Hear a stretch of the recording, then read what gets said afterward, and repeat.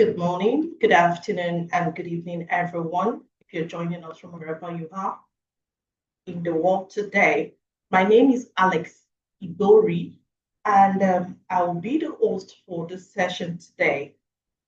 And today we are going to be talking about something very, very wonderful, something very beautiful, something that had to do with everyone. It concerns everybody because it had to do with people that old or that we hold in high esteem.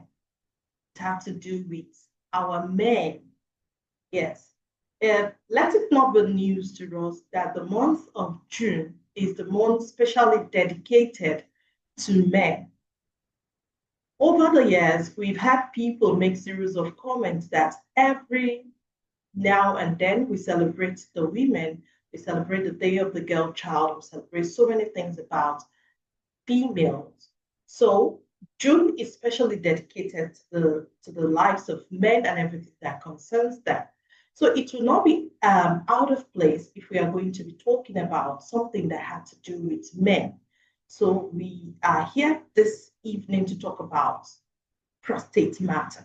And I'm sure everyone here will know this is one of the very, very important things when we are talking about male or men in general.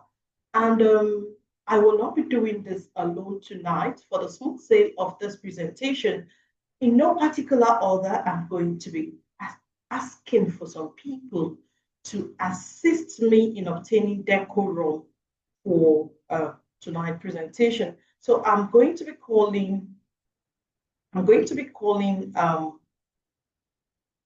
Madam Anka Amurawaye. Madam Anka Amurawaye, good evening, and thank you for joining us. Madam Anka, you're going to be one of our co-hosts. You will help us to maintain decorum in this house and this section. I'm going to be calling on Pastor Tolulope Fadulu. Good evening, sir, and thank you so very much for joining us. You are one of our co-hosts for tonight. I am also going to be calling on Professor Babatunde Adeloye. Professor Babatunde Adeloye, I hope you are in the house tonight. Professor Adeloye is going to be one of our co-hosts. The co-host will help in piloting the affairs, like I have said. And if there is any question in the chat room, the co-hosts are going to help me in checking for them. That being said, I want to welcome our speaker for tonight. Oh, this is one woman that I so love. She knows how much I hold her in high esteem.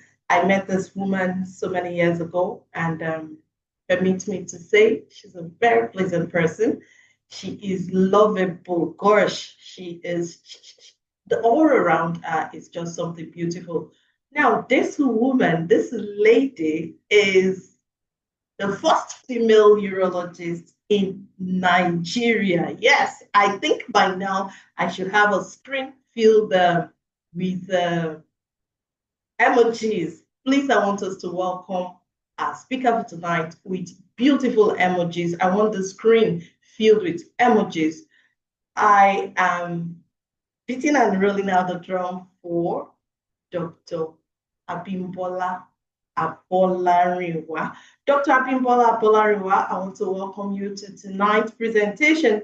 For the smooth sale of this presentation also, Dr. Abimbola Abolariwa has requested that if we have any questions, we should put them down in the chat room. We are going to be working with the questions according to how the time permits, and we will listen attentively to her while this is going on. We will take your questions, also do the session. Dr. Bimbo, I'm sure you will say Alex roped you into this one. Good evening, Alex. Good evening. It's my pleasure. It's my pleasure to be here. Unfortunately, she's not someone I can refuse. Oh, no, she doesn't take no. She actually doesn't take no. So the best way to avoid her is to do what she wants and then avoid her after that. So I'll be talking about prostate diseases today, and I'm happy that June is my birth month and actually symbolizes men's health. And a lot of men don't take care of themselves until things become very bad before they start looking for healthcare intervention. So I am happy that we are talking about men today. It's very important. Men's lives matter because if it doesn't matter, then there will be problem. Okay, so I think we can start. So I will be discussing. Can you see my screen? Is it clear to everybody? Yes, it is. Yes, yes. Okay. So I'll be discussing diseases of the prostate and basically just to educate you on what it is. A lot of people hear about it. And these are my affiliations. I work both as a lecturer in the Lagos State University College of Medicine and a consultant to the teaching hospital at Ikeja. They are both at Ikeja. Okay, doing what you know how to do best. I'd rather do this than talk, but all of you pray against us in Jesus' name. You don't want surgery, but you will still get it in case you need it. So I would rather be operating. But as a matter of introduction, the prostate is actually just a tiny structure that is under the bladder. So when the bladder is draining through that tube called the urethra, it goes right through the middle of the prostate. So I usually call it a police checkpoint. And it's usually the organ that is implicated in most of the urinary symptoms that men have, especially as they are growing older. So when a man has had his youth, he's enjoyed himself, and then the next thing is that he now needs to start enjoying his life, and then the prostate decides to start acting up. So it's not nice. It's not nice. And it can actually affect the quality of life of the man. And anything that affects the man will affect the spouse. And of course, when the woman is being affected by the man's bothersome urinary symptoms, is leaking urine, is always running to the toilet. That's when she will remember that she has grandchildren to take care of in Liberia, and she disappears. So it's a health issue that concerns everybody, both men who are affected and the women who are in their lives. So this is just a basic diagram of the urinary system. Now, this is the way anatomy was taught in primary and secondary school. But by the time you come to med school, it's much more complex. So this is basically everything, the front view and the side view of a male. This is not for female. The reason why we are saying male is that females don't have prostate. So if there are any women in this group here, you need to know these things because you have men in your lives. You either have your husbands, your brothers, your father, or any very close male colleague that you should look out for. Because in this life, we are basically accountable to each other. So the kidneys are right up here, and they're like the filter. They filter the blood and remove impurities. And urine is the one that carries the impurities. So it drains down these tubes, left and right, which we call ureters, to the bladder. And so the bladder is just like a tank. It's like the overhead tank. And when it is full, you want to discharge the contents. And then it comes out through the urethra and goes that long journey through the penis in a man. Now, just at the exit of the bladder is where the prostate lies, here. And that's why I call it police checkpoint. So you can imagine when this gland starts to enlarge with age, it will begin to block this passage. So the tube that drains urine from the bladder goes right through the middle of the prostate, on the way out. So the prostate usually will grow with age. You can't do anything about it. So these urinary symptoms should be expected by every man. But knowledge about it will make it easier to bear your symptoms, will give you more knowledge on how to cope as you progress in age. So basically, is exactly what I said. The prostate is there from birth in every male, and it remains, in a very tiny size until puberty. And when puberty happens, testosterone begins to be produced. So that testosterone is a stimulant for prostatic growth, and that is what stimulates its growth for the rest of the life of the man. Now, what's the job of the prostate? All it does is to contribute a bit of fluid to the seminal fluid so that it makes the sperm cells to remain, to survive the long journey is going to go through in the female reproductive tract. That's the only job of the prostate. Very important in fertility, but also the source of one of the commonest cancers in a man. So it produces a substance we call PSA, prostate-specific antigen, which is what a lot of men use to screen if the prostate has any issue. And then the weight is about 18 grams in a normal young adult male, and that is the size. I also stated before that it increases with age. There's nothing you can do about it. It will increase with age. That is the way it was designed by God. And then that increase may cause a block in the urinary passage, and that's what triggers urinary symptoms. Now, when you have anything growing with age, there's a likelihood that it can be cancer. Why?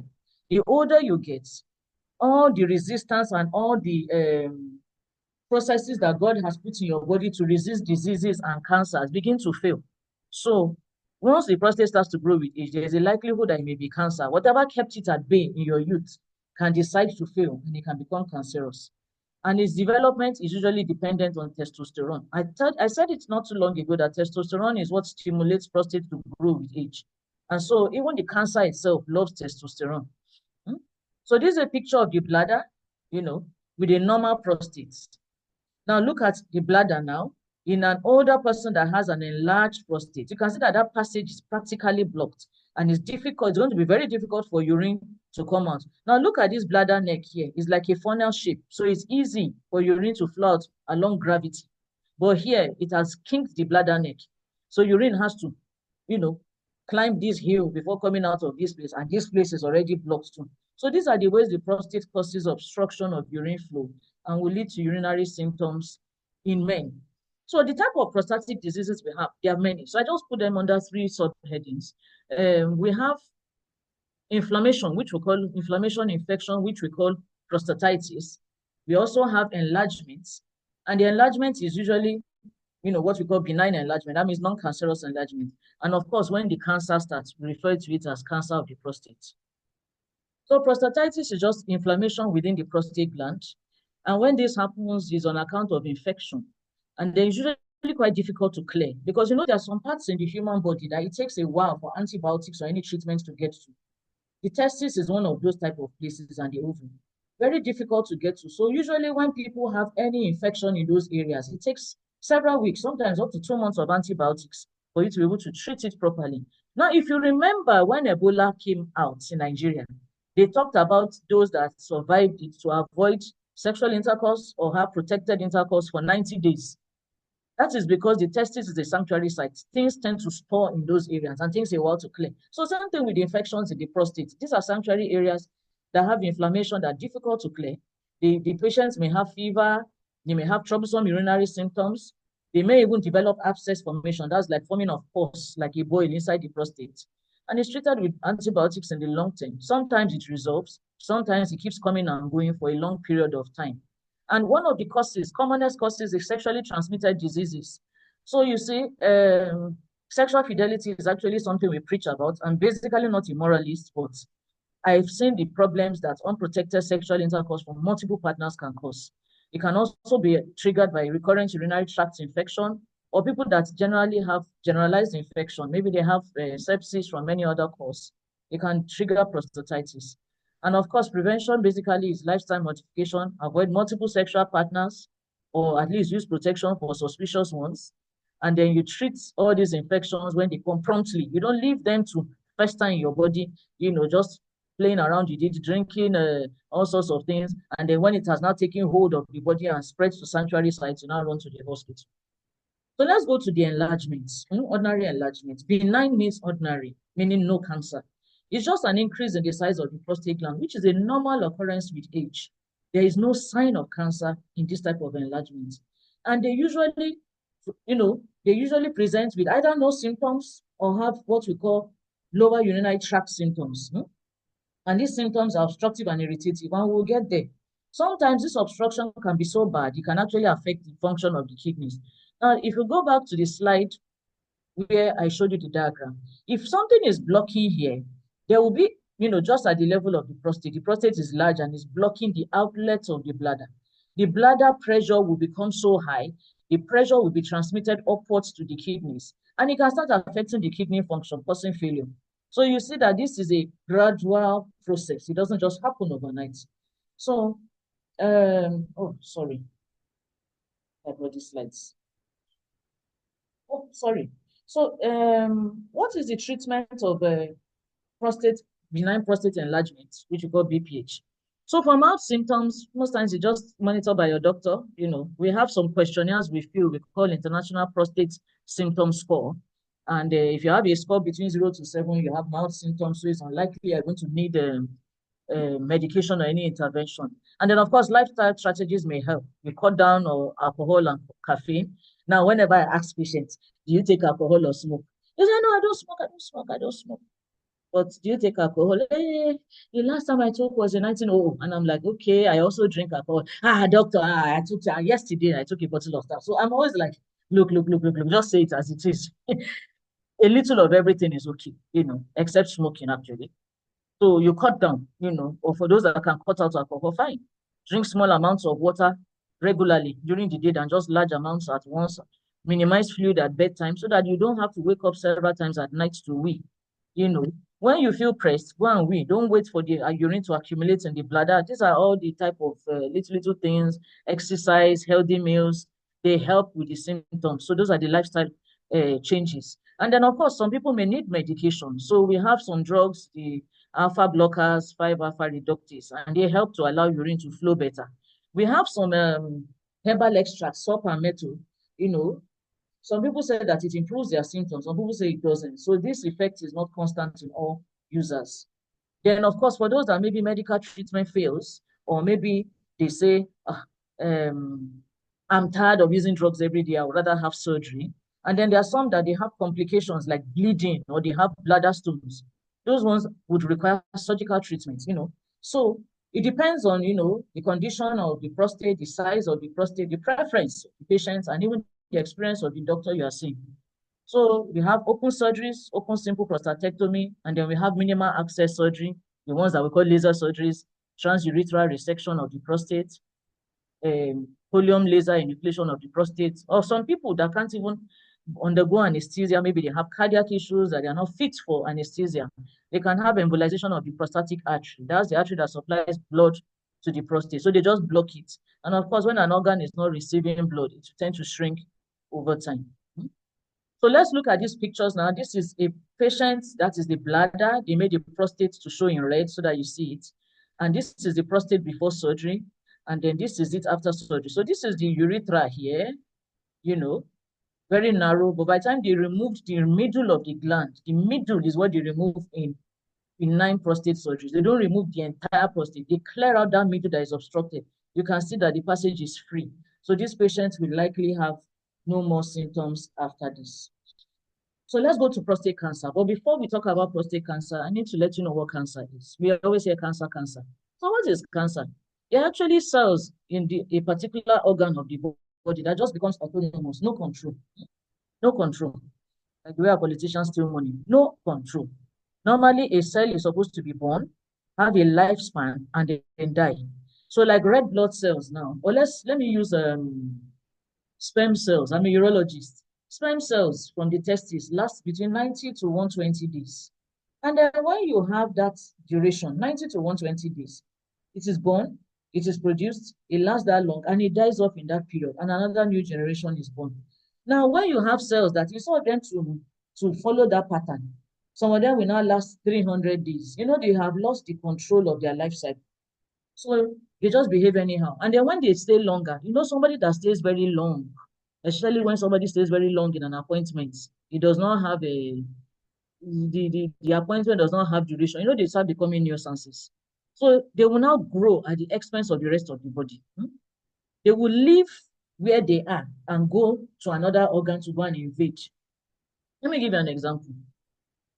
I'm a visitor. I come to your house. And I know that you all receive visitors. And you entertain the visitors where? In your sitting room. Oh, you're welcome, Dr. ABOLARINWA. Please sit down. Can we get you a drink? You now go into the kitchen to get drink. And by the time they come out, you don't see me in the parlor again.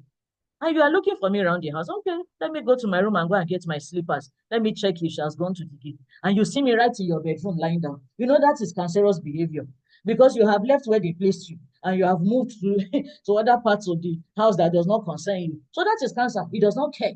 And when it is moving around, it is destroying the functions of the organ it's moving to. It produces toxic poisons and materials, and it just does anyhow. At the end of the day, it will ultimately destroy the host. So any cancer in the prostate is what we call prostate cancer.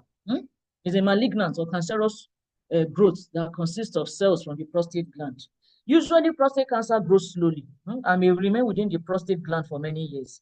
But in cases of when prostate cancer happens in younger people or comes up in a patient that has a family history, it's usually more aggressive. So why is it important? Why are we discussing it today? I'm going to dwell more on prostate cancer because it's the reason why I'm going to dwell more on it because it's a problem we have. It's the most common malignancy in men globally, and the second leading cause of death from cancer amongst men. So most common cause of cancer, death from cancer in men over 75 years. You rarely find it in men younger than 40. I use the word rarely because we have seen it in men that are in their 30s. And like I said, if something like a cancer is strong enough to overcome the resistance of a young man, then it is a very aggressive tumor and it is likely going to kill the man. So what are the risk factors for prostate cancer? I'm stating it again. Women in this group, we don't have prostate. If I see any question about women having prostate, I'll start laughing. Maybe you have. If you do, please come forward. Let us use you for research. It is a male gender issue. We have our problems, don't worry. We are not free, but not prostate. Aging, increasing age means that there's a higher risk of cancer. So in most 80-year-old men, their prostate enlargement is actually cancerous. They may not know, it might just be quiet, but most of them don't have pure ordinary enlargement, up to 80%. Ethnic background, Afro-Americans. Now, let's just tell you, Black men are more at risk. Their prostates are much bigger, and their prostates are more aggressive when they have cancers as compared to the Caucasians. Now, the Asians don't even really have prostate cancer. We have a few medical students that come from China to come and do some Nigerian students who are schooling in China. You know, our people around the world. And they are always so curious when they come to urology to learn about cancer because they don't see it in China. Genetic factors. If you have a first-degree relative in your family, I'm talking about your father or your brothers who have prostate cancer, you are at a 50% higher chance of developing it. You may not develop it, but if you do, your risk is higher than the regular person on the road who does not have a family history. Now, dietary factors. I won't dwell too much on this, but some people say, oh, if you eat tomatoes, there's a substance in it like lycopene that prevents cancers. I hope you know that in Nigeria, when we eat tomatoes, we boil it, we fry it, we kill everything inside. So our diet does not encourage eating raw tomatoes. We blend it, we use it for stew, we use it for soup. So basically, you don't have lycopene in that version of tomatoes that we eat in Nigeria.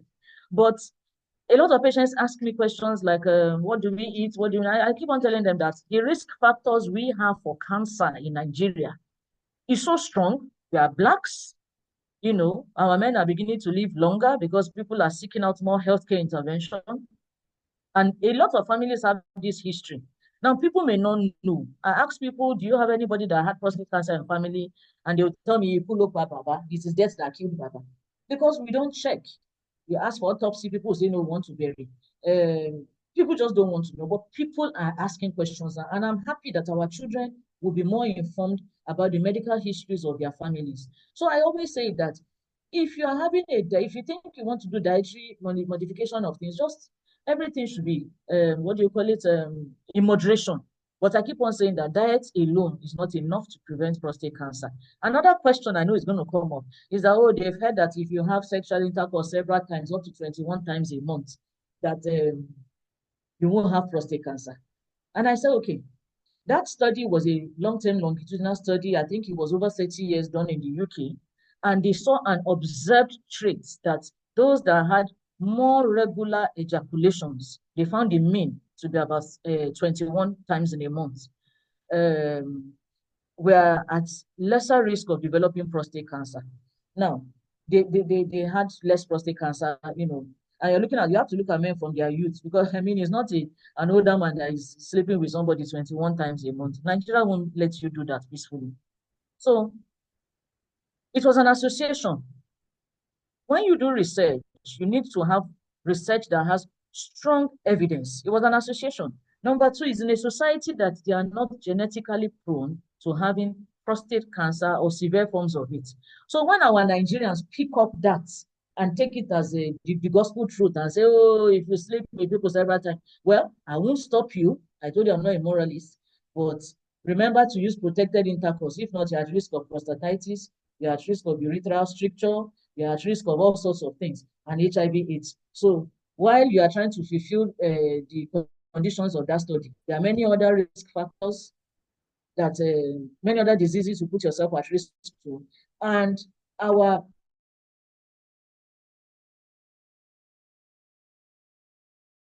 manifest. So what are the general symptoms of prostate enlargement? Whether it is cancerous, whether it is benign, we call them, once they develop urinary symptoms, we call them lower urinary tract symptoms. They are specific ones, and I'm going to show you them now, show them to you now. And then many men with prostate enlargement may not even have any symptoms. Some men will come to me at 72 years old. Some will be coming from age 45, you know. So we have what we call irritative symptoms. Irritative symptoms are when you need to urinate at night, we call it nocturia. Nocturia is one of the earliest symptoms to manifest. So now this is when the urge to urinate wakes you up at night. It is not when, you hear gunshot, because there are many reasons to wake up in Nigeria.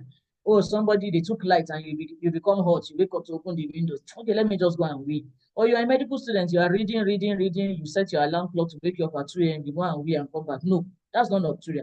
Nocturia is when the urge to urinate wakes you up at night. And this is usually one of the earliest symptoms. And then, of course, during the daytime, you go to the toilets less than every 2-hourly interval. That's what we call frequency. And then when you are pressed, you can normally postpone it as an adult till you get to a convenient place to empty your bladder. But when you have a strong desire to wee that cannot be postponed, that's what we call urgency.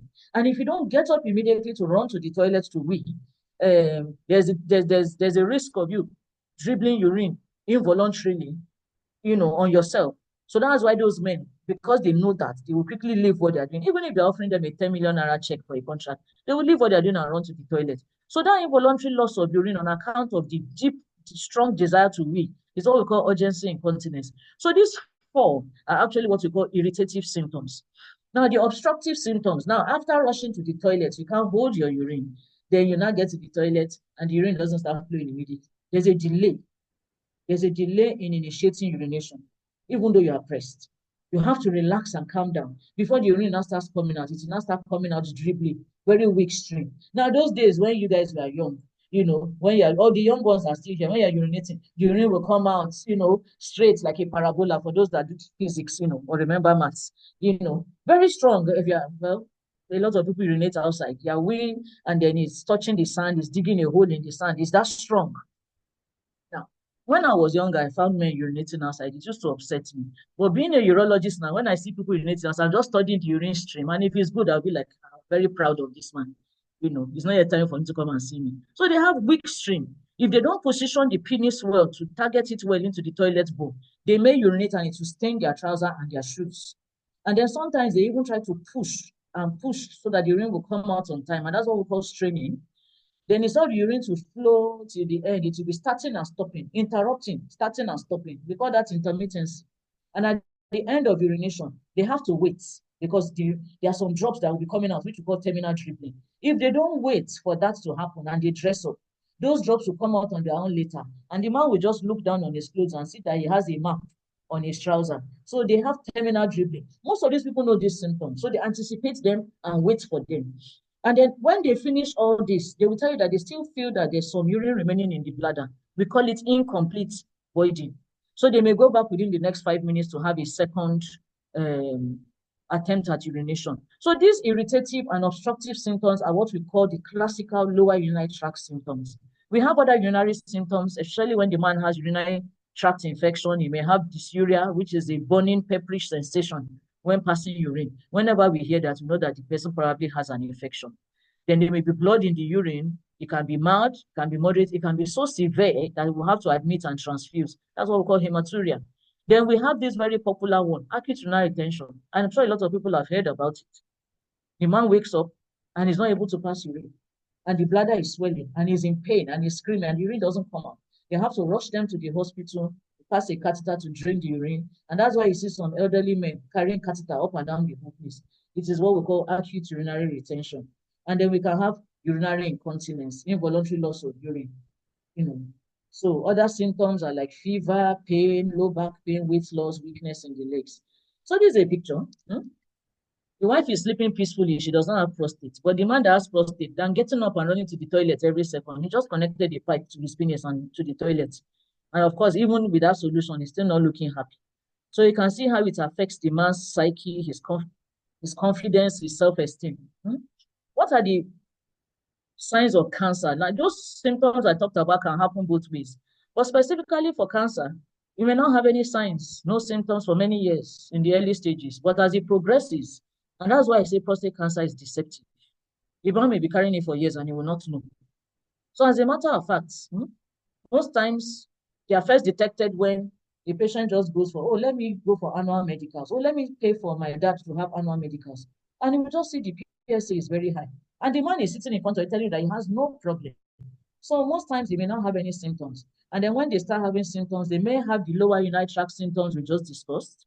Some of them will tell you that they have blood in their ejaculation. They have a bit of blood in it. Some of them may have pain while ejaculating. Some of them may have symptoms of the spread of the disease.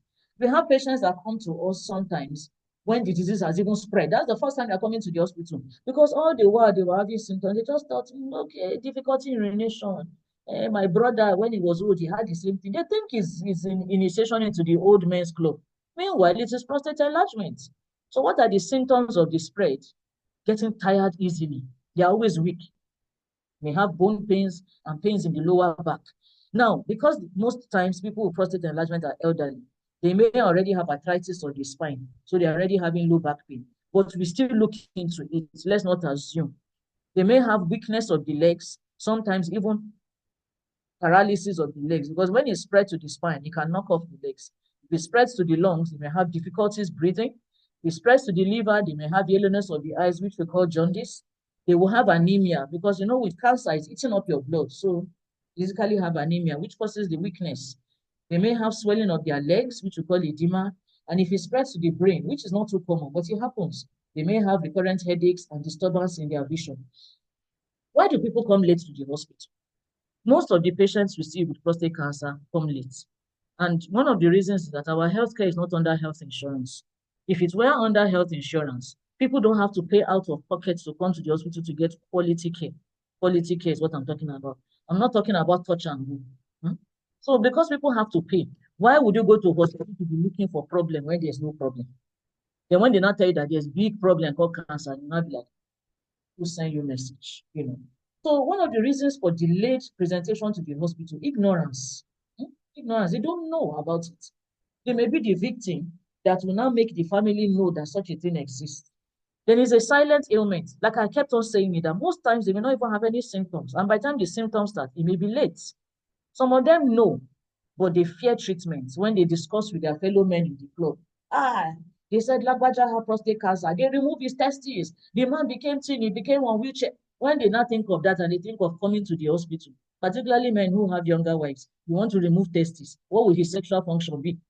Let me just die with the cancer. Better to die happy than to die a castrated man. So they will say fear of treatment, they won't come. But when the thing progresses and it starts to embarrass them, they don't even care about all those things any longer.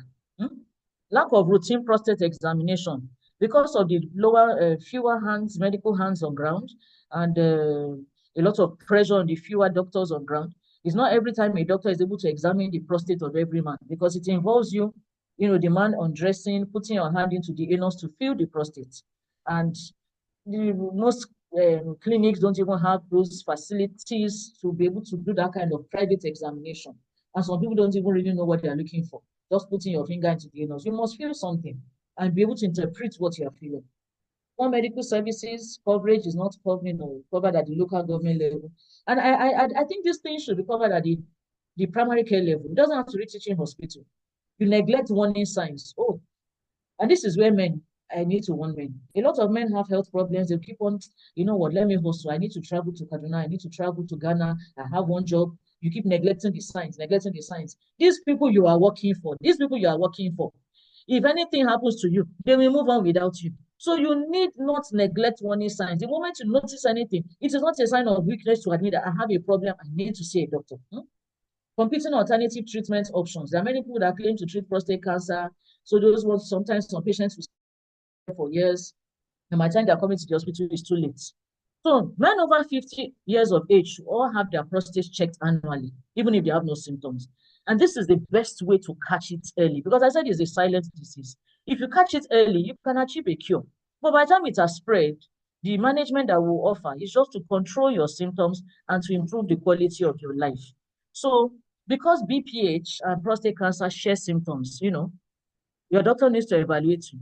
No matter the examination and tests you do, if you like bring 100 tests, a doctor must examine that your prostate by putting his hand into your anus and feel that prostate.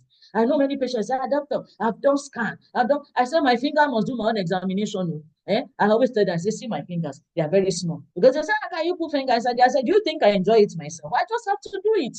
And it's not for my benefit anyway. So it needs to be done because it is a prostate examination is incomplete unless you feel the prostate. A normal prostate should be like touching the tip of your nose. Please, can everybody touch the tip of their nose? It's supposed to be firm and smooth.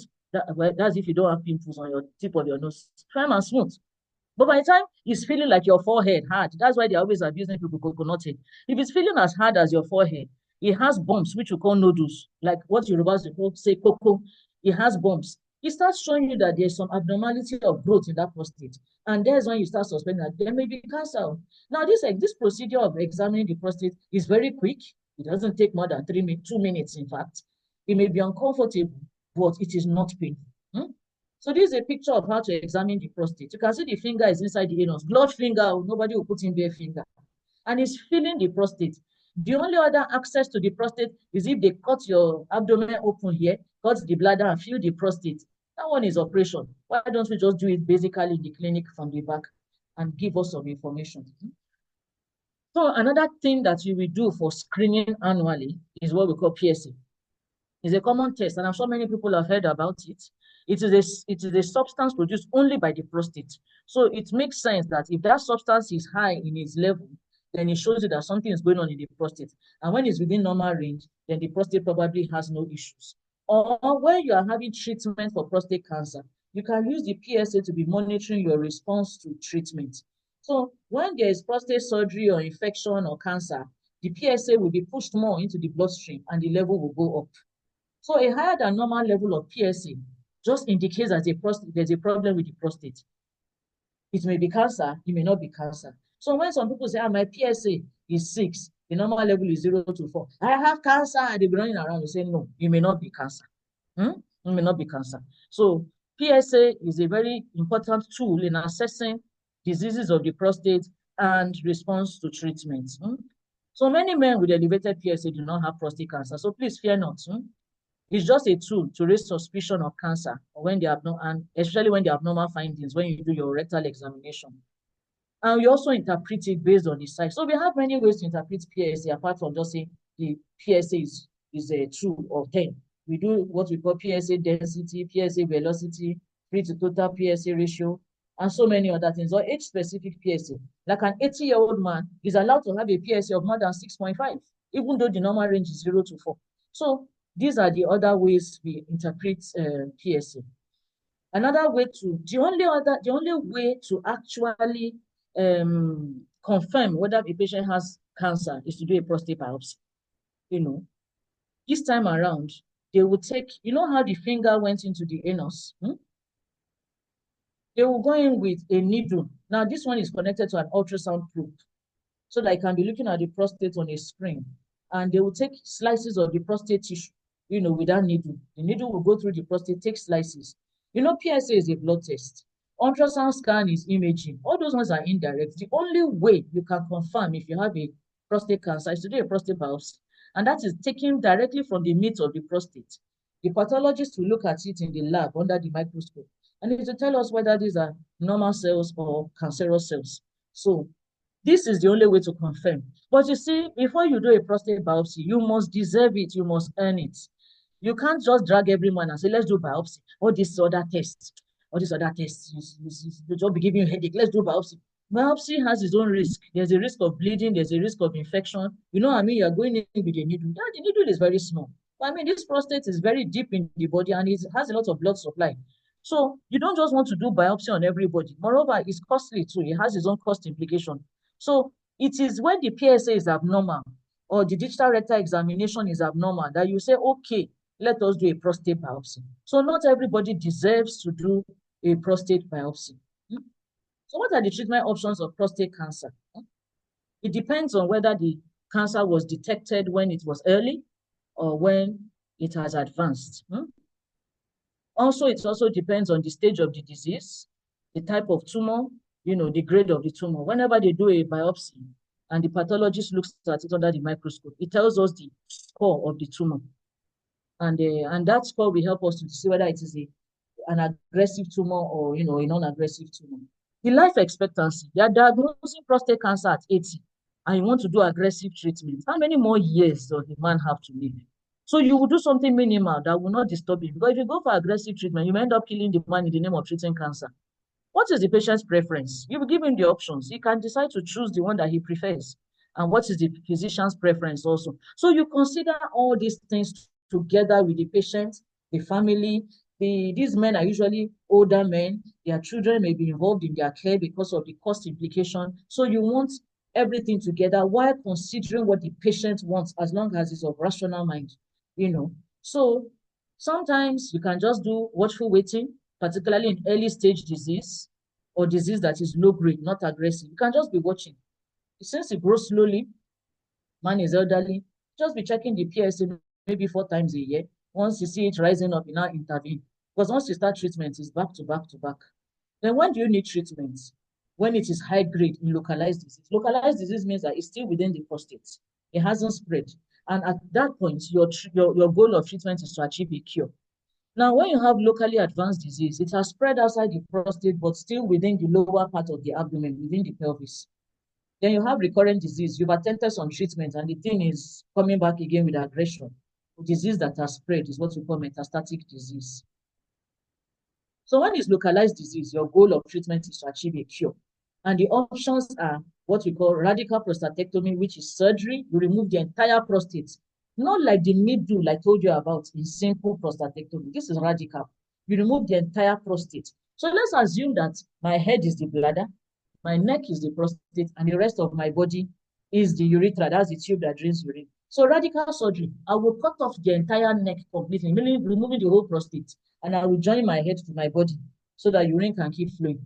That means plus the cancer inside the prostate has not spread. You have carried everything out of the body, no more cancer again. Or you can do radical radiotherapy. There you will fire X-rays, special X-rays, radiotherapy to the prostate, and it will kill all the cancer cells within.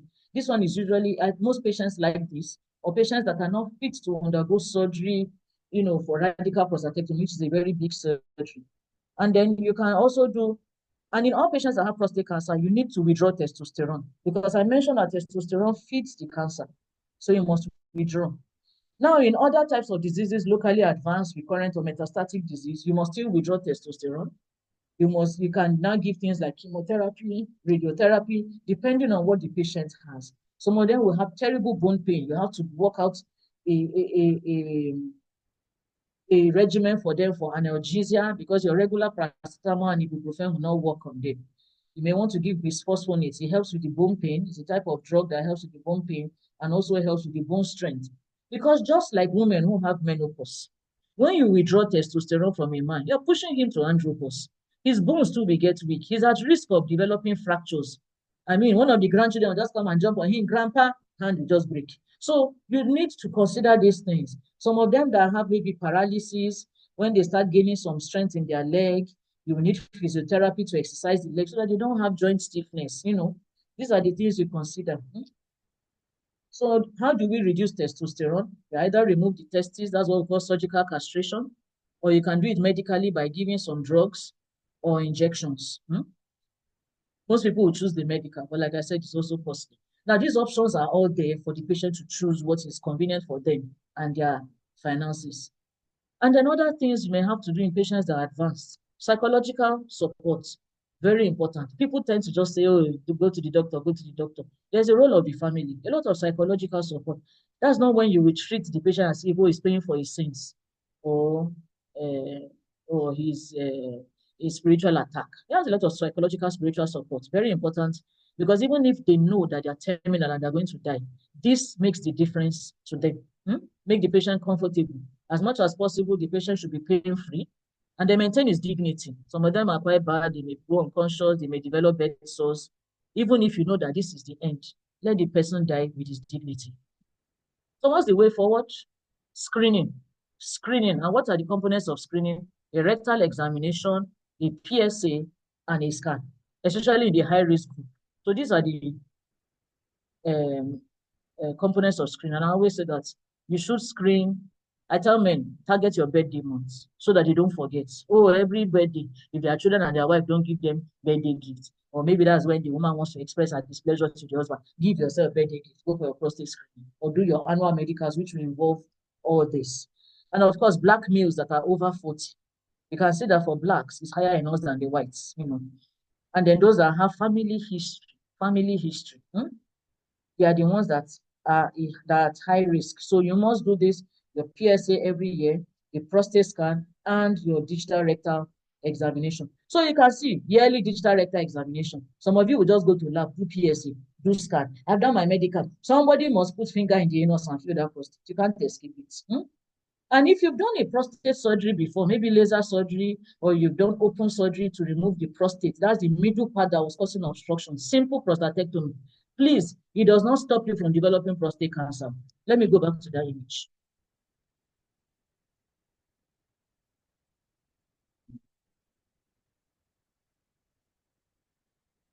Okay, so this is the image of the enlarged prostate. And then this is the one where the middle part that is causing obstruction has been removed.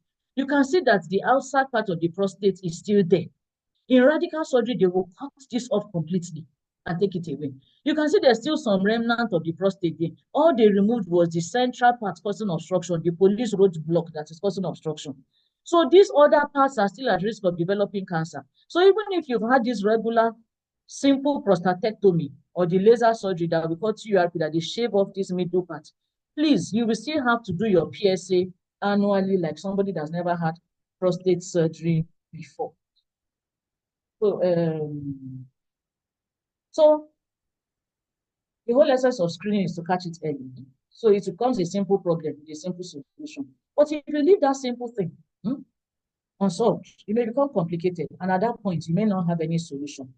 So in summary, prostate cancer is common in our environment. It's androgen dependent. It's a cancer that is dependent on testosterone. So most times people will say, oh, you have cancer, chemotherapy. For prostate cancer, the first thing we do is to withdraw testosterone. Many men don't like it. It's usually not aggressive, but it could be particularly in younger people. It can be detected early if you do your screening annually. And that's why it is recommended for high-risk population, which all of you fall into because we are all black people. Curative treatment is available for disease that is detected early and is still confined to the prostate. However, if there are more advanced cases, it can be controlled by hormonal manipulation, radiotherapy, and other modalities for management. And I can tell you that these things are not cheap, and there's no insurance that will cover it. Most insurances will tell you that they don't cover malignancy. Okay, thank you very much. Wow. Please, can we fill the screen? I know by now many of us are still waiting for her to continue. A lot of us are waiting for her to continue. And I tell you, Dr. Bimbo, me, I don't even know what to do from here, from this screen. You know where you are in my heart. You know where you are already in my house. We can't even negotiate that. Sincerely, please, I want all of us to give Dr. ABOLARINWA a room filled with reaction. Dr. Bimbo, I know you are trying to cut in within the time this Alex told you to, and I'm sorry, everyone, she had to work within the time so that this Alex can let her breathe. Thank you so very, very much. Thank you so very much. I can see a lot of questions that come in.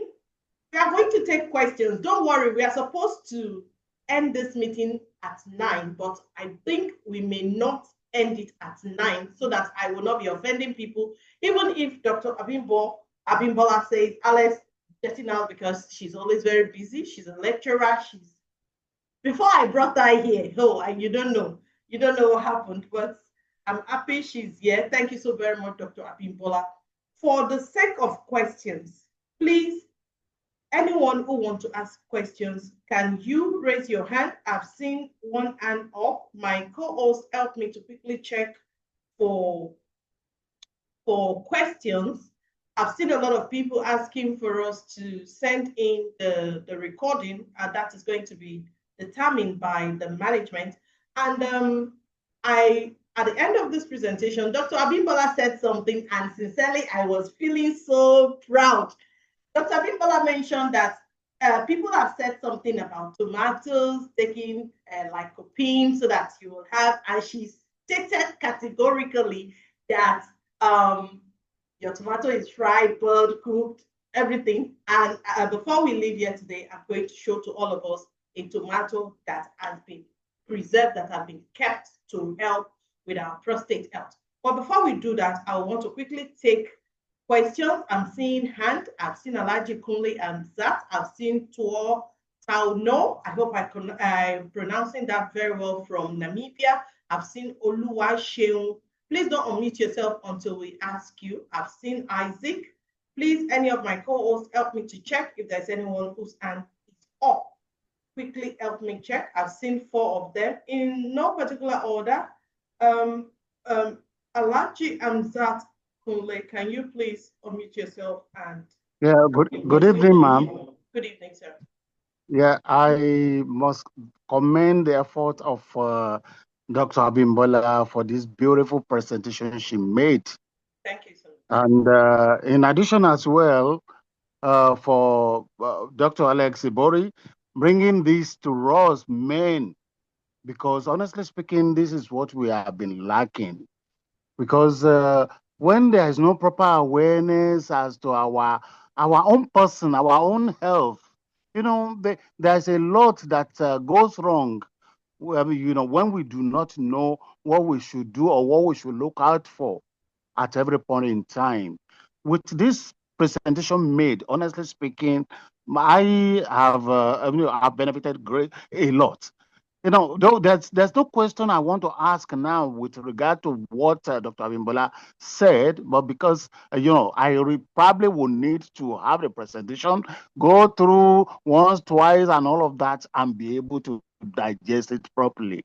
But one thing I can say from here is this: men have been very unmindful, not unmindful, and not ignorant of their health situation. It's just that probably we are not bothered. We are not concerned. We feel too busy to look into ourselves and see that things are going wrong, that we need to we need to correct immediately before things get out of hand. With this kind of awareness creation, honestly, we are being better informed. And this is why I am pleading with you, Dr. Alex Ivori, to please ensure that, well, because this is... Well, Alaji, please, are you true again right now? Before you continue, please let me make a correction, because this session is being recorded, so somebody out there does not get a wrong information. Alex Igori is not a medical doctor. I am only a stem cell therapist. Okay, no, it's okay. It's okay. Whatever it is, whatever it is, whether certified doctor or you're uncertified. But as far as we are concerned tonight, as far as I am concerned, let me not say we, as far as I am concerned tonight, whoever teaches me something new is a doctor to me. It does not mean in what discipline. It does not mean in what discipline, but because I've learned something new. And when you learn something new, that person who has given that to you, because the knowledge is something that we need, and that is what we are lacking. And that's what the Bible says. When my people are, they lack knowledge and all that. Thank you so very much. For that quote to be coming from Alaji, for the biblical quote to be coming from Alaji, you will know that. Well, anyway, that's how I am. That's who I am. It's a serious matter. Thank you so very much, Alaji Amsat Kunle. You're welcome. I am a PHYTOSCIENCE plant stem cell therapist, and this presentation is put together by PHYTOSCIENCE Nigeria. We are going to be talking about the place of stem cell therapy in prostate health, and I am sure at the end of tonight, everyone who has been invited here, you will need to go back to the person who has invited you for this presentation. We are going to show you what our stem cell therapy is. It's a totipotent stem cell. It is from the Mibel Biochemistry of Switzerland, and it is being promoted worldwide by PHYTOSCIENCE Malaysia. So what we have here today, there are so many testimonies globally. Because of time, we are not going to be showcasing testimonials, but we are going to let you know just like Dr. Abimbola has stated this night, there are so many things you can do to help your prostate health. You don't have to wait anymore. You don't need to stay until there is an emergency, because she said most times by the time the people are coming into the clinics, it's either there is an emergency or it has gone beyond. So for you to take care, to deliberately take care of your prostate health, we will want to enjoin you, or are we enjoining now, or we want to implore you to take a lot of things into consideration and our phytoscience stem cell therapy, especially the crystal cell that has the lycopene to help you with your prostate health. So I'm going to unmute Tauno from Namibia. Tauno, please, you can unmute yourself and ask your question. Thank you. Tauno, you have the floor, please.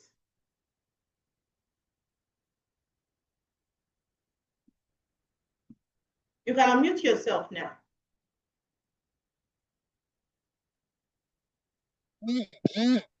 Yes, can you hear me? Good evening, Tauno. Please, your question. Good evening.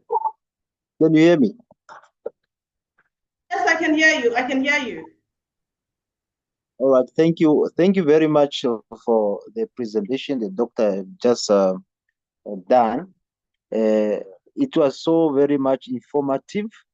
And my question, I got so puzzled and eager to know more as to what triggers the cells in the prostate to start enlarging, and are there some foods that we need to avoid, since when we get to that age where the prostate starts to enlarge, are there some food that we need to avoid or at all? Thank you very much. Thank you. Thank you so very much. We'll leave that with Doctor to answer. Doctor, please. So I take all the questions and answer everything together. Okay, if that will work for you, please, please help us. Any of my co-hosts help us to note that Dr. Abimbola will want to answer all the questions. So Tauno has asked if there is any meal, any food in particular to avoid to help with prostate health. Oluwaseun, please, you can unmute yourself now and ask your question. Oluwaseun Adebayo, please unmute.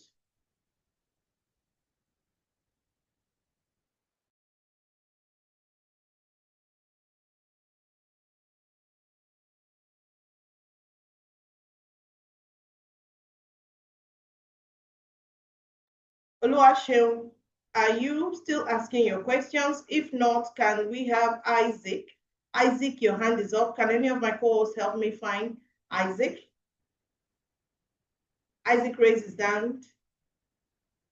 Oluwaseun, you've been allowed to unmute.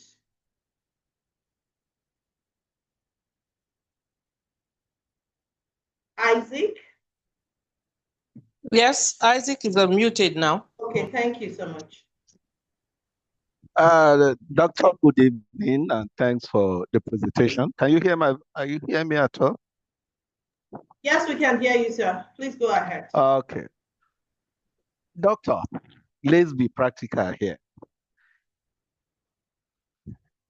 Can you remove this, whatever, prostrate, that tiny gland that you say? At that 50 years of age, 60 years of age, is it not medically wise to remove the entire before it begins to even enlarge? What are the side effects of removing it entirely? I want to know. So I won't go to the hospital and tell Dr. Abibola, please remove this thing before it begins to enlarge and misbehave, leaving the sitting room to the bedroom. Thank you. Okay. Somebody has asked that question. If it is not bad to remove the prostate in totality. Before Dr. Abimbola will answer, I want to plead with anybody here who is on multiple device if you have more than one device here, can you please exit with one? A lot of people are trying to come into this presentation and they can't. So it would not be very nice for you to have two while some people cannot. If I find people with that, except to bear the same name, I will likely remove one. Please help us. People are so out there trying to come in. Thank you so very much. Thank you. Okay, I don't know if that will be all. I've been muted by the admin. Okay, Oluwaseun, I will unmute you now because I did before. You can please ask your question now. Unmute yourself and ask your question. Oluwaseun, thank you.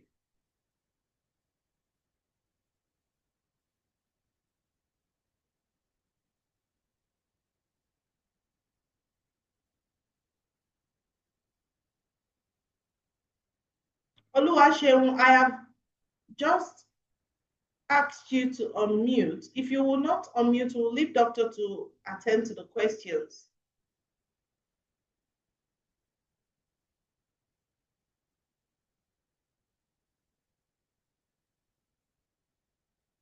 Okay, since Oluwaseun is not coming in, I want to ask Dr. Abimbola, there are some questions in the chat room. Would you want to answer the ones that have been asked before we go to the ones on the chat room? I've been reading them, I think, under the messages, so I'll just answer everything together. Okay, thank you so much. Okay, so Alaji, thank you very much for your compliments and all. I agree with you that most men, their lives matter, but I think the men themselves will forget about their own health and start chasing other things, trying to meet up to societal expectation of what they expect a man to be. And when the man breaks down, they will still say he's weak. So I just advise you to take out time to take care of yourself. You don't need permission from anybody. And you don't need to dwell on all these stories of your colleagues. If you know you are feeling bad, please, be friends. At least have a doctor that is your friend that you can open up and confide in. And then, of course, if it's not within the expertise of the doctor, then he can actually escalate it to a specialist that can deal with your issues for you. It's beyond prostate. A lot of men are dealing with undiagnosed high blood pressure, diabetes, so many things. You see a man in his 50s having stroke. I mean, 50s is when you're supposed to the peak of your liver and you're having stroke with all the consequences of stroke. And after a while, your wife gets irritated. You start taking care of you from that age till infinity. So please, make out time, take care of yourself. When you get older, you are more dependent on your children. Unfortunately, now most children are leaving the country and their parents are subjected to secondary people to take care of them. So please, let there be a proper plan for your care. Make deliberate effort for this because this wife and children you're running around for, everybody will grow beyond your capacity to care for them. What now happens to you? So please make plans for yourself and try and take care of yourself as much as you can. Mr. Tano, thank you very much. I had your question about what makes it even grow in the first instance. We don't know. It grows in all men. All men will have some degree of prostate growth. And because it's something we can't control, it's not about you taking something to stop it. The human body generally shrinks with age, but you see prostate grows with age. And that's the difference between prostate tissue and every other tissue in the rest of the male body. It grows with age. So since it grows and we can't stop it, that's why we say keep checking because anything that starts growing with age has a likelihood to be cancerous. So since we can't control the growth, there has been nothing to identify what triggers the growth or what just triggers the growth factors to start stimulating its growth. Then why don't you just keep checking to see if anything sinister is trying to come in and catch it early before it shows itself? And then Mr. Isaac, you talked about why don't you just do surgery? Now, if you come to meet me and say you should just remove the whole prostate, I will not answer you.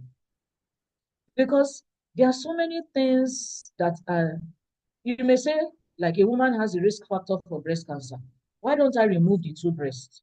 What do you think the quality of life of the woman will be without her breast? Even if it's not for any sexual function or maybe breastfeeding for a baby, even just dressing up to look good.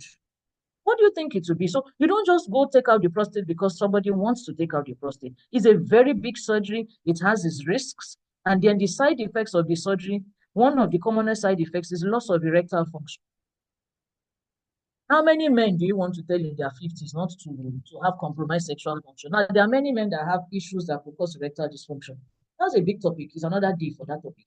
But the truth is that you just carry yourself, you don't have any problem, start removing prostate, and then you have a week. Do you want to scatter your home? So these are things we need to consider. You will offer a treatment when it is necessary.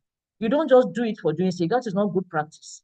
You know, a man that does not have cancer, you are not legally covered to just take out the prostate because the man asks for it. If he says, okay, you know what, I won't do prostate surgery, let me go and meet the oncologist to do radiotherapy so that I won't even get to the point of cancer. They will tell you no, because there are a lot of medical legal issues. You don't just touch a patient offering treatment that he does not need. Do you know if you have prostate cancer, you come to meet me? I must be sure you are even fit enough to undergo surgery. Even if you say, oh, I prefer surgery, I don't want radiotherapy. You must be fit enough, because there's this statement to make: do no further harm. I would rather leave you the way you are than to worsen your fate. It makes me a bad doctor. So unless you deserve it, you will not get it. Even prostate biopsy, ordinary biopsy that will just use a small needle to take out prostate tissue, you must deserve it before you get it. Oh, doctor, I know my PSA is normal. I just want to do that biopsy. Let me be sure I don't have cancer. Even if you do biopsy today, there's no guarantee that in the next 2 years you won't develop cancer. So are you going to be doing biopsy every time you feel like? Biopsy, that is a small thing. You won't even get it done unless you have earned it. Maybe your PSA is high and your digital examination of the prostate is abnormal. Not to talk of a whole big surgery like radical prostatectomy. It's a very major surgery. And then if you want to do it minimal access like laparoscopy, be ready to part with over 30 million naira. At least there are some hospitals that are publicized all over Nigeria. Do you want to go through that just because you are running away from cancer that you may not even develop? If you live to 80, you may not even have it. I said that, yes, the incidence is higher in Nigeria because we are blacks and all. But there are some people that don't have it till they die. My grandfather did not have it. My father is only 80, he doesn't have it. So if they had removed their prostate for no reason that time, to what end? So we need to weigh these things when we are taking these decisions. And then somebody talked about prostate surgery in the chat box causing erectile dysfunction. Even prostate enlargement can cause erectile dysfunction because the prostate gland, the nerves that control erection and the blood vessels run by the side of the prostate. So as it's growing, it can cause some compression and cause some form of erectile dysfunction. And with age, there's some degree of erectile dysfunction too. Then other diseases like diabetes mellitus can cause erectile dysfunction. Hypertension that is long-standing and uncontrolled can cause it. The treatment of hypertension, some particular drugs, especially diuretics, can cause hypertension. A lot of people that are on this, what do you call this drug? What's the name? A lot of them complain of erectile dysfunction. I'm always battling with cardiologists. I can't even find a more friendly, sexually friendly drug for them. So everything, including the prostate surgery, may cause some degree of erectile dysfunction, but we're the same ones that treat it. So they come back to us and we find what we can do for them. Even people that are obese have some degree of erectile dysfunction. So before we do any prostate surgery, before we do any urethral surgery on a man, we make them fill questionnaires to assess their erectile function before surgery. Because some of them have poor erectile function. They will come and say it's your surgery that caused it. So we assess your erectile function before surgery. Sometimes we even ask the spouse, well, in Nigeria, I don't even think that is true, because some people may even have other people that are more knowledgeable about their sexual function than the spouse. But whatever the case, we try to determine what the sexual function is before any intervention, so that you know that, okay, if you had a score maybe 20 before surgery and it drops to 15, then you know, okay, you have to build up back to this 20. Not that somebody says, oh, I don't have any sexual function, it was because of surgery. I know there are many reasons, many causes of erectile dysfunction that we cannot take in this lecture, and this is not something that you would just throw casually that, oh, prostate surgery causes erectile dysfunction. Many people have it and don't have erectile dysfunction. They may have retrograde ejaculation. That is, they have normal libido, normal erection, penetration, and orgasm, but they won't have seminal fluid coming out. It flows backwards. That's a consequence of prostate surgery, but not that they will have erectile dysfunction. And of course, this question of number of times of sex preventing prostate cancer, I talked about it in the lecture. It's an association that was discovered in the UK when they looked at a 30-year study of men who had more ejaculations, and they felt that they had lower risk of prostate and lower incidence of prostate cancer in the future. First of all, we have no study, even in our environment, that it is very, very predominant over 30 years. No, we don't. Number two, the risk factors that we have, age, genetics, and race, is much stronger than any regular longitudinal study association that they discovered in an environment that are not prone to having prostate cancer like blacks. So when you think of these things, you need to be careful. I mean, because now we are talking about increase in frequency of sexual activity. The typical Nigerian man without this knowledge is already having excess sex, not to talk of having this and say, oh, I want to prevent it, I want to prevent it. Well, if you want to go on that line, please use protection. Use protection. Thank you. And then Chinese exercises that can help solve prostate issues. In an environment that they rarely have prostate enlargement, I don't think you should take that too serious. The Asians are not even tuned into prostate. They have things like maybe gastric cancer, colonic cancer, but prostate is not one of their strengths. I mentioned it that they have medical students who come to Nigeria. Some of our medical students who train in China, when they come to Nigeria for their 1 year outside post, they always want to know about prostate because they don't see it in China. So if they develop any exercise, they're not genetically predisposed to developing prostate cancer anyway. So if they develop an exercise, that's good for them. But you can't use exercise when your own risk factors are higher. No, you can't. No. Thank you so very much, Doctor. Someone has asked, I think the person asked me a direct question. And the question is, if they want to do a prostate surgery now, how much should they be looking at? And the second question is it compulsory for a man to ejaculate to prevent prostate cancer? And the person asks, or prostate problem, the person asks, what is the fate of people who are celibate with prostate matter? Does he have anything against prostate? Thank you. I keep answering that question about ejaculation, sexual intercourse, but I keep getting it. I don't know what's our issue with sex or no sex. Celibate men, I don't think they have a higher risk, and that's the truth. There is no study to show that celibate men have a higher risk. And if not, Catholic priests are in trouble, and that's not a good claim to make when you don't have any data to support it. And for cost of prostate surgery, I can't answer that. Everywhere has its costs. Different institutions have their costs. Of course, they are basically cheaper in the government teaching hospital. That doesn't mean that it is cheap. The private ones. And then if you are doing laser surgeries, of course, it goes into millions because that one is scarless. There's no scar, there's no cutting. You go home within 2 days. The day you're admitted, the day of surgery, by the next day you're home. So those ones are cheaper. Are nicer and simpler, but you will pay. Because the people that have this equipment, they bought them in millions and millions and probably paying bank loans. So I can't give you a definite, oh, this is the cost of surgery. No. You go to a certain hospital, it may be more expensive depending on the packaging. So it depends on what you want to do, where you check, and your options. Thank you so very much, Doctor. I really do appreciate. I think Oluwaseun has been able to unmute now. Oluwaseun, Dr. Abimbola is still here. If your question is still coming, you can speak now.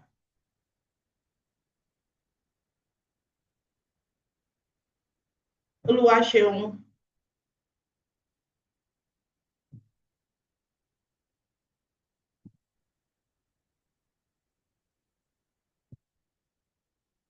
Please, Oluwaseun, we need you to speak now, or we will continue with this session without your question. Hello.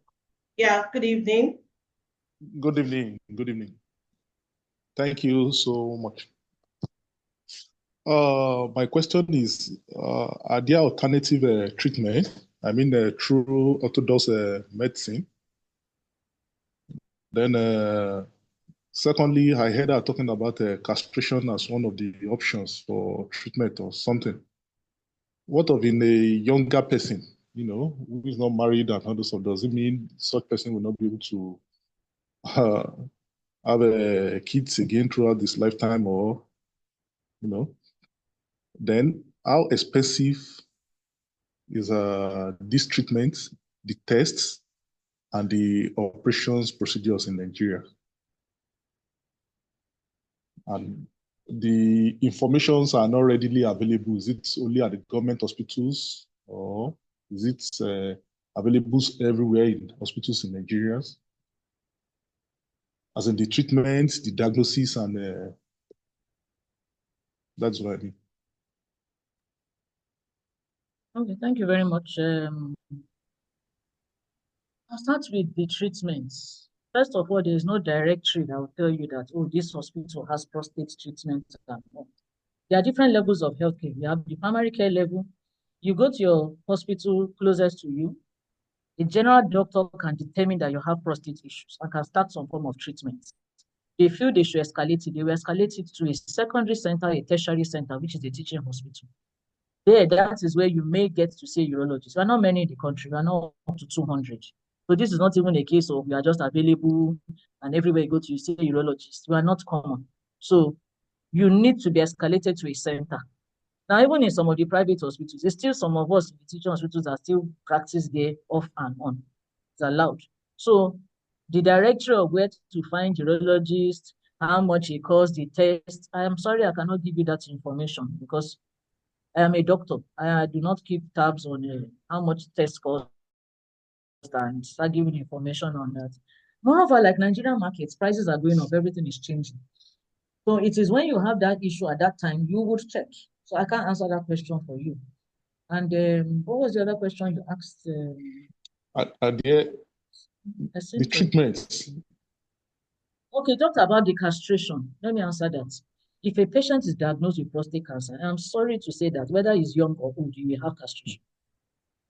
Regardless of whether it is a localized disease, whether it is an advanced disease, whether locally advanced or metastatic that spread around the body, castration is part of the components. Now, if it's a localized disease where we are trying to achieve cure, when you have finished your curative treatment, you will tail off the castration and the patient reverts back to his normal level of testosterone. So in such cases, you don't want to remove the testis. You will give medical castration that you can withdraw. That's when you are through with your treatment. But castration is part of it. You see, at that point, you're not looking of sexual function or fertility. It is preservation of life. Now, if it's concerned about his fertility, the options are there. You can do sperm banking. Now, you see, that's why I said that these things are expensive treatments. There's no government that will cover this cost for you, except you're living in a country that covers even fertility treatment and fertility preservation. So you may have to do sperm banking. So whenever you have patients that have testicular cancer, maybe in one testicle, and after doing surgery, you may have radiotherapy or chemo, I always tell them, go and preserve your sperm cells from the other testicle because there's no guarantee after radiation or chemotherapy, the fertility will still be intact. Not possible. It may be impossible. So I always tell them, do sperm banking. So that's an option for a young man who has early prostate cancer. And you know, that is the kind of patient you want to achieve a cure because he still has several years of life ahead of him. If he's an 80-year-old man, first of all, fertility should not be an issue. But if he's a younger man, you need to keep him alive beyond having children, which he can preserve his fertility potential by sperm banking. This man needs to live. He has things to achieve. You can't say because you want to preserve fertility potential, you allow the cancer to progress. When the cancer progresses, he won't even have any fertility at all. So what are we talking about? And I think those were the questions. There was one other one. There were three. Fertility potential, castration. Yeah, he asked about alternative therapy. Alternative and I'm sure therapy. you will laugh. You will say, Alex will say, this is where she's coming. That is Alex. That is Dr. Alex. That's not my own. And you see, some people use, you see, one thing about me is that I don't condemn or criticize people. Somebody has asked in the chat that they thought they would get a alternative therapies. Now I'm a lecturer. I won't stick out my neck for what I have not personally been involved in and researched about. But a lot of people use antioxidants. They use a lot of, things like that. I cannot say it prevents cancer, but it may improve their health status. When people will tell you they do some traditional things and they felt better. You see, when you're dealing with cancer, particularly advanced cancer, you don't have a right to be condemning patients. As long as what they are doing is not dangerous to them, you don't have a right to condemn them. They are going through a lot. And that's why I said the support has to be very, very strong. A lot of psychological support and all. So alternative treatments, I can't stick out my neck to say any concerning cancer. These are still evolving, evolving research that people are doing. A lot of information is coming out. There's a lot of foreign aid and grants on molecular studies that have to do with black prostate cancer. because abroad where they did most of the studies and discovered that Black men are at higher risk, they did a lot of genetic tracing and ancestry tracing, and so that most of them were slaves taken from West African coast, particularly Calabar and Lagos. So a lot of research is coming back to Nigeria now. So we may be able to find reasons why our patterns are the way it is. But this is not studies that the results are out now for us to discuss about. We are in some groups that study these things. These are studies that are information that is yet to come up, because studies are not conclusive yet. And then, of course, if a man reaches orgasm, can't ejaculate as a result of prostate treatment, it doesn't affect his health. The bladder does not absorb. So if it goes back into the bladder, the moment the man goes to wee after intercourse, it comes out with his urine. As long as he has a sexual function and orgasm, he's and erection and orgasm, he's fine. The only thing is, if he's not planning to have children naturally with his spouse, we have to explain this. Yeah, have to explain this to them before treatment. So these are these discussions. This is not I just want to have surgery. These are discussions that you have. You tell them the implication of surgery and some of the medication and side effects, and and everybody puts heads together and choose what is best and acceptable for the patient. I think that's all. Thank you so very much, Dr. Abimbola. And I'm sure all of us will accept now that Dr. Abimbola has really stretched further than we were supposed to. I want to thank you so very much, Dr. Abimbola, for even giving us the hearing that we should not rule out the place of alternative therapy, because a lot of people have come to state that this has helped them so far. If we will not mind, I will want to quickly share my screen. I want to share something with us. Dr. Abimbola mentioned this evening, and I am happy to say, any of my co-hosts, if you can see my screen, kindly indicate. Dr. Abimbola stated this evening, apart from the lycopene that she mentioned, she also stated the fact that we as men should not wait, because apart from the prostate matter, men should take care of cases like diabetes, high blood pressure, so many things. And we have also discovered that over the years, men are a lot of things are happening in the lives of our men. There is the increase of Alzheimer, there is the increase of dementia, there is the increase of stroke. We were talking about fragility of the bone, and some people have always associated fragility like osteoporosis. They've always associated that with women. But you heard the doctors state clearly that some grandchildren may want to come play with the granddad, and once they bump on him, they lose the function of either an arm or a leg. So I want to quickly show to Ross what we are about this evening. I explained to Ross earlier that my name is Alex Idori. I am a brand ambassador for PHYTOSCIENCE plant stem cell therapy. Let us quickly take a look at what the stem cells are. Stem cells are called mother cells. They have amazing power to produce new cells that can transform into any tissue or organ in the body. We are talking about the prostate, and we are talking, we all know that the prostate area and everything concerning it is an organ in the body. So by the time we are deliberate about what we do to our organ, we need to be deliberate about what we do to our organ. It has been estimated that humans have over 30 trillion cells in the body. Yes. So how do we take care of these cells? It is not only just about the prostate health now. We just like she mentioned, we are talking about the beautiful functionality of our kidney, our liver, our bones. Since she mentioned the bone, we are talking about the brain, we are talking about the heart, we're talking about the muscles. We are talking about, because when she mentioned the prostate organ now, she also mentioned the effect of it on the kidney. So we really need to be deliberate about this. So we need to know some things about our stem cells. Everybody has stem cells. That is what formed us in the first place. And when our stem cells are dying, they are degenerating. That is when many of these things happen. So how can we help ourselves? How can we help ourselves? Look at from this representation, you will see that stem cells are responsible for everything you have here. stem cells can help you to gain back that, to get yourself back from stroke. It can take care of Alzheimer's or every neurological issue. It can help you with bone healing. It can help you with bone marrow issues. It can help you with muscular dystrophy. It can help you with osteoarthritis and so many things. But for you to have your mind at rest, what we have here is something from the plant.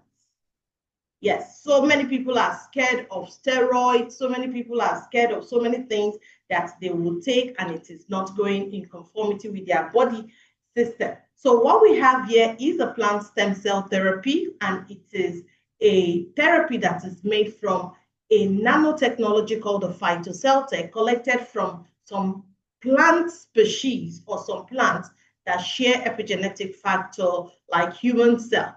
One of those plants is the Eutuilas patluba apple. It helps to protect the healthy cells, it repairs the damaged cells, and it regenerates and takes care of the dormant cell. The partnership of this company is made by Mibel Biochemistry and PHYTOSCIENCE Malaysia. These are the products you will find. Our products are beautiful. Now, I mentioned lycopene. If you see the representation of the crystal cell, the tomato cell was specifically added to the crystal cell because of lycopene. Dr. Pimpola mentioned that we need to do a lot of things. When somebody mentioned what our lifestyle and some things we need to eat to improve our health. Take a look at this. The crystal cell and the double stem cell will not only help you with just lycopene, it's going to help with the longevity of your cells. It's going to fight chronological aging. It's going to improve your cellular and boost energy for you. It's going to give you better blood circulation, improves mental function, neutralizes free radicals, boosts your immune system, do a lot of so many beautiful things for you. But how do you do this? This does not require surgery, because a lot of people will tell me, oh, Alex, I've heard about stem cells, but the stem cell they ask me to do for the condition I have. I want us to know that we are not only talking about the prostate health right now, we are talking about the totality of a man in general. This does not require surgery. This is a sublingual therapy. All you need to do is pour one content of our stem cell therapy underneath your tongue when you close your mouth, and it is best consumed on an empty stomach. You can do this first thing in the morning or last thing at night, or you can do it BD, first thing in the morning, last thing at night. After 5 minutes, you're expected to drink about 50 cl of water. The next one is the Snowfield Forte. Now, the Snowfield Forte will help to control blood sugar for you, control the acid alkaline count. It's best for your gastrointestinal issues. It helps you with people with diabetes. It helps so many other things fight infection.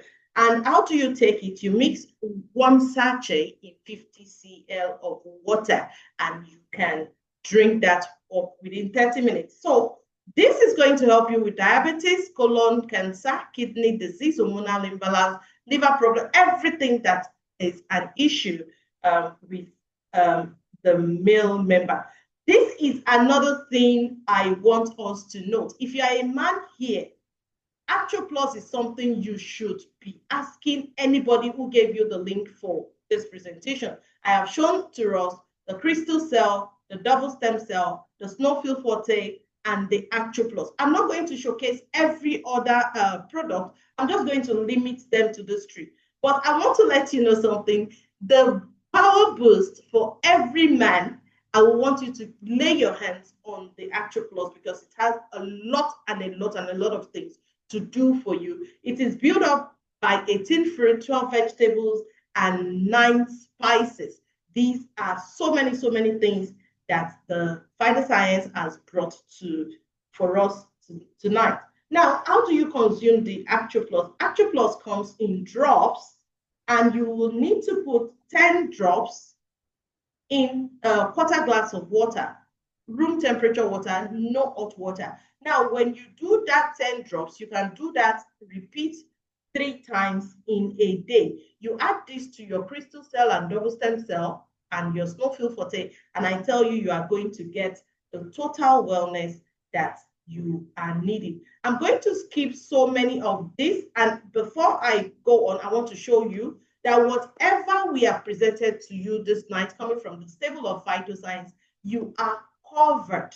The PHYTOSCIENCE products are covered by NAFDAC, by USA FDA. It is halal friendly, so it is also kosher rated. It is 100% natural. It is a Phytocelltech stamped product. It is GMP certified. So many of these things. The products are also, anybody who is coming here and you're getting this product directly from the company, please speak with the person who has sent you, wherever you got this link, whoever sent you this link, get back to them, tell them, I need to stay healthy, not just my prostate health, but the totality of me. We have always said it that men have been relegated. Women are always taking care of themselves. The children are taking care of their mothers, and the father is neglected. Doctor has told us this evening that mothers will look for an excuse to go and take care of their grandchildren because the man in the house is become too sickly. So men, we want to put it to you. Do not wait. Do not let your health to deteriorate. She stated that if you are running from office to office, you want to close deals, you want to do, the day you go, somebody else is going to replace you. For you not to be replaced abruptly or your life cut short, we want you to please take good care of yourself. One of it is by getting back to the person who has invited you to this presentation. Let them know that the products that Alex spoke about, that is going to take care of the totality of their health. We are not taking out the place of you visiting the doctors. Please note that. We have listened to Dr. Abimbola this evening, and I want to say very big thank you to her. We are not taking out your going to your doctor. Yes, we have a lot of people who will tell us, oh, I want to speak with my doctor must okay this. And I want to thank all the doctors that are helping to say good words about the products we have here, because many people are using it and they are going back to their doctor to show that, oh, I used the stem cell therapy and it has done a lot for me. Now, this is showing a 1 million product insurance liability. The PHYTOSCIENCE stem cell products are so sure of what they have, and they are insured with the Mitsumi Sumitomo Insurance Group in Japan, that if anybody can come with a clinical proof that the PHYTOSCIENCE stem cell caused them a damage instead of helping to solve their case, they can sue the company and they will be settled with a $1 million. You can see this company is doing a lot to protect what they have. And sincerely, I will tell you, it's been 13 years since PHYTOSCIENCE has been. Nobody has come up with this claim because it has always been a beautiful story. There are so many testimonials that may not be looking like what Doctor has spoken about today, but sincerely, these are so many testimonies that we will want to go home with. Now, how do you get the packages? How do you get the products? Do you need to run to go and get surgery done? Doctor has told you that there are so many things that you need to know. There are so many things that have to come up before you even think about surgery. How can you take care of your health right now? How can you start taking care of your health as we speak? Please, don't take out getting back to the person who sent you this link. Wherever you get this link, whoever sent it to you, tell them, how can I reach this product? How can I get this product to use for myself? Now we have the packages. We have the Platinum 1 package that is going for $2,731.58. Remember, doctor says she cannot even tell you how much the surgeries are because they vary from place to place. But the PHYTOSCIENCE stem cell therapy that is going to help to take care of your total well-being, not just the prostate health. Dr. Abimbola is a urologist. You may be seeing a urologist, you'll be seeing a cardiologist, you may be seeing a nephrologist, you may be seeing so many other different doctors, but we are showing you a therapy that is going to help solve those cases, even while you're seeing your doctors. Even if you have to see them one-on-one, this one is an undifferentiated therapy that's going to help you with no matter what the case is. Then if it is to the extreme that, oh, there needs to be a surgery, then you discuss that with your doctor. I'm sure by the time you start yourself on this therapy, a lot of beautiful things would have happened to you. So we have the package going for 2731.58. We have the crystal cell, 32 of it, and that is almost a 1-year therapy. Imagine what you can use for yourself for a long period of time to get total health for yourself. We have another platinum called the Platinum 2. It is going for $2,449.93. Yes, this you're going to have the crystal cell, the snowfield forte, the double stem cells, and the actual plus. We have another package called the Junior Platinum. The Junior Platinum is going for $1,470.06, and you have 6 crystal cell, 26 double stem cell, and 4 snowfield forte. We have the gold going for $994.55, and you're going to get 22 double stem cell, 4 crystal cell, and 4 snowfield forte. We have the silver package going for $206.40. You're going to get 1 crystal cell, 4 double stem cell, and 1 snowfield forte. Some people will say, I just want to give this a try. Let me test it and know what this is. Our therapies are not the test type. They are the ones you want to do. And when you hear a therapy is something you do over a period of time to correct something. Yes, we are not talking of something just massaging or managing. We are talking about something that will correct. Yes, that is what our therapy is all about. We have the silver CC that is going for $154.26, and that will give you just 3 packs of double stem cell, or the bronze package going for $114.49, and you will get 3 packs of double stem cell. I want to say a very big thank you to everyone that is here this night. I want to say a very big thank you to you for coming this evening. Thank you so very much. Our doctor, I don't know if Dr. Abimbola is still in the house. I want to say a very big thank you so much, Dr. Abimbola. Please get back to the person who has invited you to this presentation. Tell them, doctor spoke about you can just do well with alternative therapy. And sincerely, since I started PHYTOSCIENCE, I have not seen any alternative therapy that can beat PHYTOSCIENCE at the work it is doing currently. Thank you so very much. We have gone 38 minutes past the normal time, and I can see some people's hands are still up. I want to enjoin you to please go back to the person who's invited you. They are going to answer your question. And if they can't, I'm sure they're going to refer you to someone who is going to answer your question. Thank you so very much. I can see Ayodeji Abdul Rauf and Alaji Kunle Amzat. Please get back to the person who has invited you to this presentation so that your questions can be answered. Thank you so very much. Thank you. I don't know if anybody, if Doctor is still here. We have a tradition in the house. And our tradition is we greet ourselves by saying, who are we? And when we say, who are we are all expected to scream, we are the trend maker. Please, you can unmute yourself, everyone. Hello. Hello. Good evening. Good evening. Who is speaking, please? This Dada. I'm Dada by name. Dada Ajayi, please, who invited you to the presentation? Abegunle. Okay, will you get back to Abegunle, please? Thank you so very much, sir. Who are we? Yeah, We let's are the trend makers. Yeah, the trend maker. Thank you so very much, everyone. Thank you so very much. I hope it has been Maker Ghana. I hope it has been a rewarding time. I hope it has been. I hope it has been a rewarding. I got invited by Alex herself. Oh, I'm invited by Mrs. thank you Awele. so very much. Thank you. Please, I'm if you have been invited by Alex, please get back to me. Thank you so much, everyone. Well done, my sister. Thank you so much. Thank you so much. Have a great night rest, everyone. Thank you.